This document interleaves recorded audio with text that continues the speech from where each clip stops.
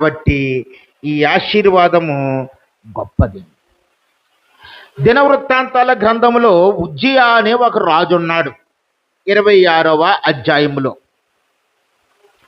అతి చిన్న వయసులోనే రాజు అయిపోయాడు. ఈయన మంచి పనులు చేస్తూ ఉండేవాడు, దేవుడి కొరకు పనిచేస్తూ ఉండేవాడు. ఎంతగా ఆసక్తిగా దేవుడి కొరకు ఈ ఉజ్జియా పనిచేస్తున్నాడో దేవుడు కూడా అంతగా ఆశీర్వదించడం మొదలుపెట్టాడు. దేవుడు కూడా ఏం చేశాడండి? అంతగా ఆశీర్వదించటం మొదలుపెట్టాడు. చూడండి అక్కడ 2వ దినవృత్తాంతాల గ్రంథము 26వ అధ్యాయము 5వ వచనాన్ని నేను చదువుతున్నాను. దేవుని ప్రత్యక్షత విషయమందు తెలివి కలిగిన జకర్యా దినములలో అతడు దేవుని ఆశ్రయించెను. అతడు యెహోవాను ఆశ్రయించినంత కాలము దేవుడు అతన్ని వర్ధిల్ల చేశాను. చూసావా? ఉజ్జియా కోసం చెప్పబడుతుంది ఈ వాక్యం. 52 ఏళ్ళు రాజ్య పరిపాలన చేశాడు. 52 ఏళ్ళు రాజుగా ఉన్నాడంటే ఎంత దేవుడు ఆశీర్వదించాడో చూడండి. చిన్న వయసులోనే వచ్చేసాడు రాజుగా. వచ్చేసినప్పుడు దేవుడు గొప్ప గొప్ప పనులు చేసేవాడు. చేస్తుండగా దేవుడు అతన్ని అంచెలంచెలుగా ఆశీర్వదించేశాడు. ఏ రాజ్యం మీద కన్నా యుద్ధానికి వెళ్తే విజయం ఎవరికి వచ్చేది? ఉజ్జియాకే. ఫిలిస్తీన్లను ఓడించేవాడు. ఆ చుట్టుపక్కల ఉన్న శత్రురాజులు ఉజ్జియా అంటే భయపడిపోయేవారు. అంతేకాకుండా ఆ రోజుల్లోనే ఇతనికి పెద్ద పెద్ద రాళ్ళను ఎసరగలిగే యంత్రాలు, మిస్సైల్స్ లాంటివి కూడా, అలాంటి టెక్నాలజీ ఉన్న ఇంజనీర్స్ని తయారు చేశాడు. అంత గొప్ప ఆశీర్వాదంలోనికి ఉజ్జియా వచ్చాడు. దేవుడు అంత బహుగా ఆశీర్వదించాడు.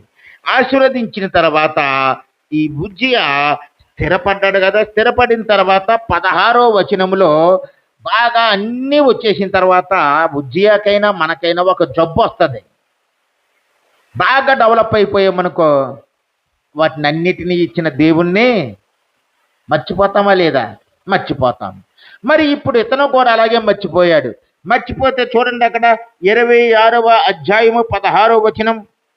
అయితే అతడు స్థిరపడిన తర్వాత అతడు మనస్సును గర్వించి చెడిపోయాను. ఏమయ్యాడటండి? మనస్సును గర్వించి చెడిపోయాడు. అతడు స్థిరపడ్డాడు, ఆశీర్వదింపబడ్డాడు. అన్ని విషయాల్లో దేవుడు అతను కోరుకున్నవన్నీ ఇచ్చేస్తున్నాడు. ఇచ్చేసిన తర్వాత అతనికి ఆటోమేటిక్గా ఏమొచ్చేసిందంటే గర్వము వచ్చేసింది. ఎలాంటి గర్వం వచ్చేసిందట? ఇంకా యాజకులను లెక్క చేయట్లేదు. అహరోను వంశంలో ఉన్న వాళ్ళే ఆలయంలోకి వెళ్ళి ధూపం వేయాలి. ఆడేటిమేటి నేను రాజుని నేనే చేస్తానని మొదలుపెట్టాడు. చూడండి అక్కడ అతడు ధూపపీఠం మీద ధూపం వేయుటకై యెహోవా మందిరములో ప్రవేశించి తన దేవుడైన యెహోవా మీద ద్రోహం చేయగా వారంతా ఏమన్నారంటే, బాబు అది యాజకులు చేసే పని, నువ్వు ప్రజలను పరిపాలించే పని, నీ పని నువ్వు చెయ్యి, అది యాజకులు చేస్తారంటే లేదు, వారికంటే నేనే గొప్ప, నేను చేస్తానని లోపలికి వెళ్ళాడు.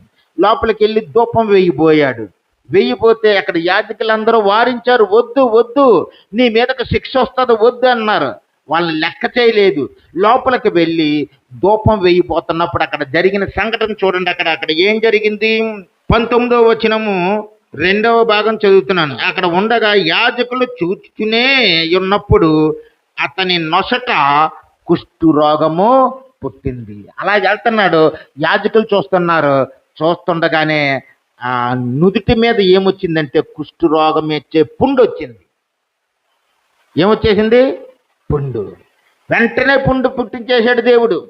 కుష్ఠురోగం నుదుట మీద, ఇక్కడ కుష్ఠురోగం వచ్చే పుండు వచ్చేసి అది అలాగలా శరీరం అంతా పాకేస్తూ ఉండగా యాజకులు కుష్ఠురోగులు ఉన్నవాళ్ళు, కుష్ఠురోగంతో ఉన్నవాళ్ళు పాలెముకి వెలుపలు ఉండాలి, దేవాలయంకి వెలుపలు ఉండాలని చెప్పి దేవాలయాన్ని బయటికి ఆయన్ని బలవంతంగా పంపించేశారు.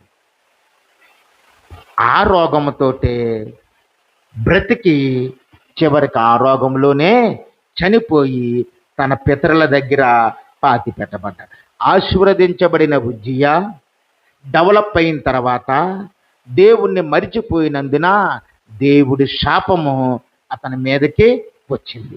కాబట్టి ప్రియమైన విశ్వాసులారా, దేవుడు మనల్ని ఆశీర్వదించే కొలిది, ఆత్మ వర్ధిల్లే కొలిది ఇంకా ఆత్మ కార్యాలు చేయాలి, ఇంకా దేవుని సంతోషపెట్టాలి, దేవుణ్ణి దుఃఖ పెట్టకూడదు.